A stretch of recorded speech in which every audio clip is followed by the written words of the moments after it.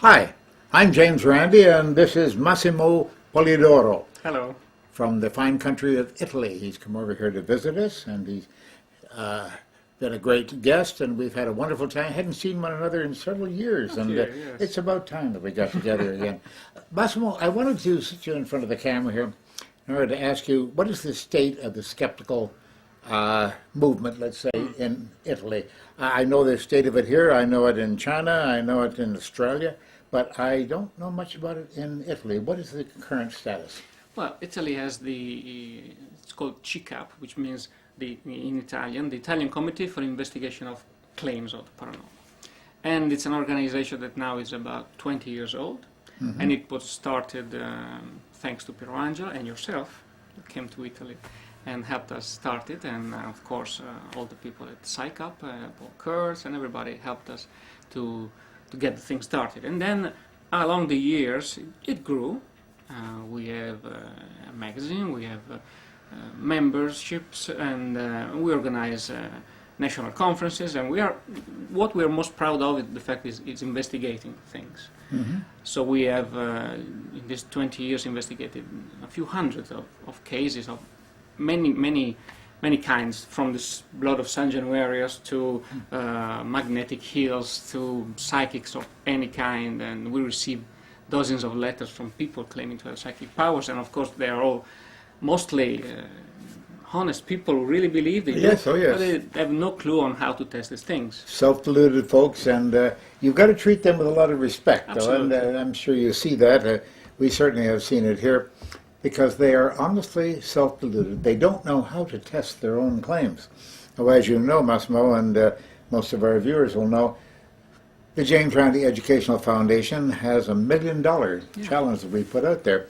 And we have spoken to people in the Italian group, of course, and we've informed them, as we do with all skeptical groups all around the world, that if claimants, people who say they've got some sort of supernatural power or believe that they have, are welcome to be tested by local groups and foreign groups, such as the CICAP, for example. Yes. And they've done many tests, as the German group, GWUP, has done for us in Germany, and that serves as the preliminary test. Now, of course, if they don't pass the preliminary test for the $1 million challenge, they have to wait 12 months until they reapply if they want to. And very seldom do we ever get anybody reapplying, Right. because they then give excuses like, well, I guess this is the kind of thing that can't really be tested. Oh, yes, it can, of course, or we wouldn't get involved in it. But that's usually the last we see of them. And CICAP is of that exact same nature. I should also mention that many of our viewers won't know who Piero Angela is. Oh yeah, of course. And but in Italy, it's incredible. You walk down the street with the man, and it's like God is walking down the street beside you. He's very, very well known. He's as well known as someone like Walter Cronkite, for example, here in this country would be known. And though he's in much better state, because he's very much alive. Piero is a wonderful gentleman, as we know, and he is very much the moving spirit behind the skeptical movement in Italy, and has had a great deal of influence here too. You do get a lot of people making claims, though. Yeah, lots of people, and also from the media we get many requests to do investigation, to do tests on television too. Oh, that's, you see, you're doing better in that respect than we are doing in this country, however. Now, only recently we had this ADE 561 or whatever it was, dowsing rod. We found that in the UK they've done something about it. But it's very difficult for us here in the United States. And it seems that CICAP is doing better than we are doing. I don't know what it is. We have the support of many famous scientists, Nobel Prize winners, and of course journalists, and even some celebrity, as you would say. But we are constantly asked to be either on radio, on television, or interviewed for newspapers. You know, I can analyze for you for the $1 million challenge now.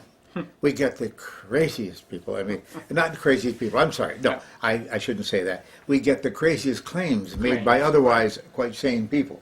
Let's put it that way. But the majority, a good 85% of the claims that we get here, were dowsing. This business of a fork Yeah, stick in yeah. your hands, bobbing up and down, and they can find oil and gold and missing children, missing coon dogs even. They've got a specific Oh. dowsing rod that's for sale just for coon dogs. That's very If you lose your coon dog, friends, write to us and we'll send you this for $400 or whatever they charge for it, and that's supposed to find your coon dog. Yeah, sure.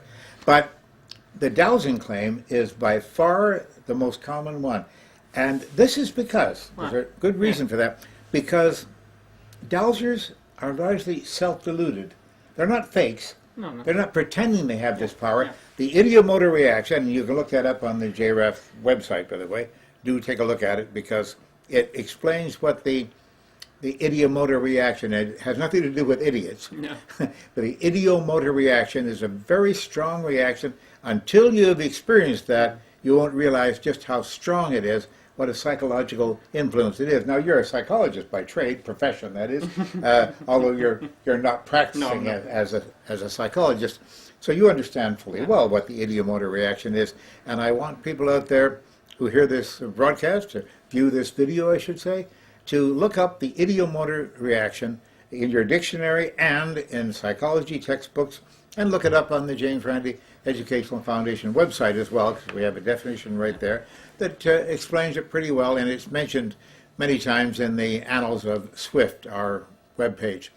Now, the ideomotor reaction is so subtle, it's very convincing, people are taken in by it, and that's why there are so many people out there who honestly believe, they are self-deluded, but they honestly believe that they can do this business with the stick or the pendulum or the coat hanger wires or whatever they say they can use to determine the sex of an unborn child, for example, and find gold and oil and all the rest of the thing. And missing children, they say they can do this sort of thing. They believe they can, and they honestly do believe, so they're self-deluded.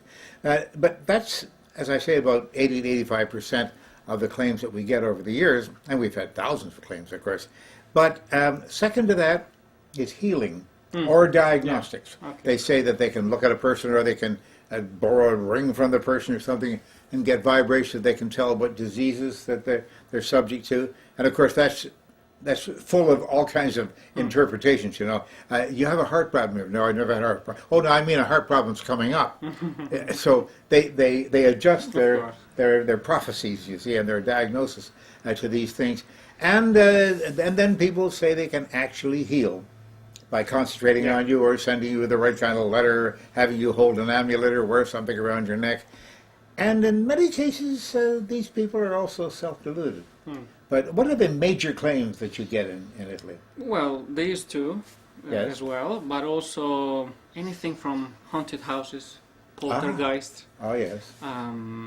people claiming strange, for example, things that you wouldn't even imagine. There was a lady that claimed she had the power to mummify eggs. Oh, yes. I remember, You remember this. that Yes, yes. How would you imagine to First do of all, something why like would you this? want to Why? mummify What's eggs? this Unless you're power? an Egyptian and you're very religious, I don't know. And you want to bring But- eggs with you in the Exactly, afterlife. yes. exactly. But Still, you know, she came with these dried up eggs open in a dish, and she said, you know, I have this energy coming out from the ends, and this is what happens, so I want you to study me. And what we could do was a double-blind test. of course. We just take 10 dishes with 10 eggs, and then one dish you give to the lady, and she treats it like she does at her home, and the other 9 are just samples, I see. control samples that you Yes, keep, yes, and you yes. place them in 2 different rooms, because of course she said, you know, Oh, the yes. treated ones, the energy flows and changes all the others. So 2 different rooms with the same conditions, same temperatures, and humidity, and so on. And in the end, you call an independent judge, somebody who doesn't know anything about this, Yes. to see if they see any difference between what one of these is treated and the others are not. So tell us if you see any difference. And of course, in the end, all of the eggs are the same. They are all dried up, because this is what happens if you break an egg and if you leave it in a dish, Yeah, in exactly. a room which is not too hot or too humid. Of course, yes. So it's just a question of dehydration. Yeah.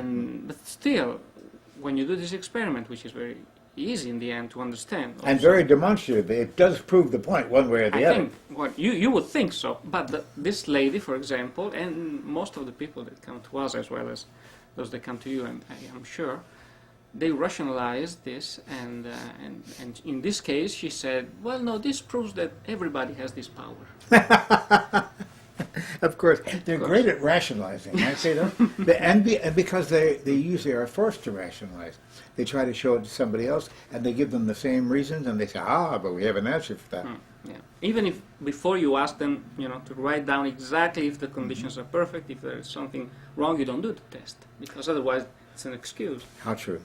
Massimo, I want to thank you very much for your time. It's been a pleasure talking to you again.